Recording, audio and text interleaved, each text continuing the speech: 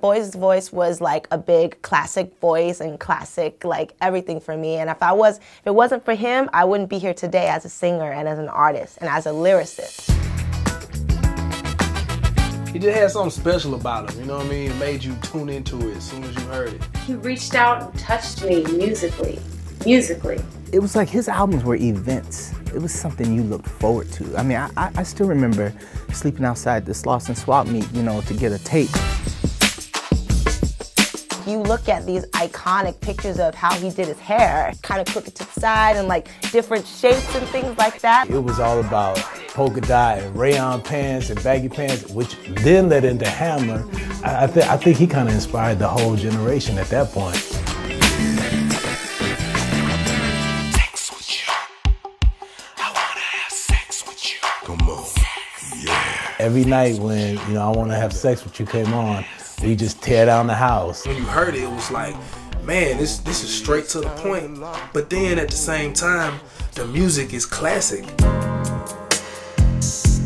You know, the song Thick in All the Right Places was actually inspired by me. Spanking ain't just for kids. I mean, that's a classic. I mean, come on, spanking ain't just for kids.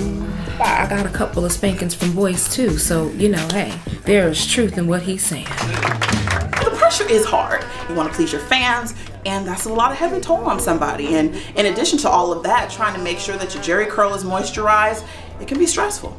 I remember when Boyce made an ass of himself when Al Jarreau, you know, went to accept his Grammy. And it was like, sorry to interrupt you, Kanye, but Boyce actually had the best interruption speech ever. Y'all all had a part to rob me. He's been ripped off because he deserved that Grammy. I heard rumors that Al Jarreau was throwing around some of that dibbity money. I think he bought that Grammy. Next time you want to act a fool, make sure the cameras aren't rolling. Can I live for a minute? Hey, get the camera out of my face! I forgave him that night. You know, I said a prayer for him that hopefully he would get himself together, and then, of course, after that, we didn't hear from him too much. It was like an emptiness in soul music when he left. I really felt like I didn't want to dance no more. You know, all the while in the back of our heads, we just miss Boyce. You know, it's bigger than just me or somebody else. You know, it's about music.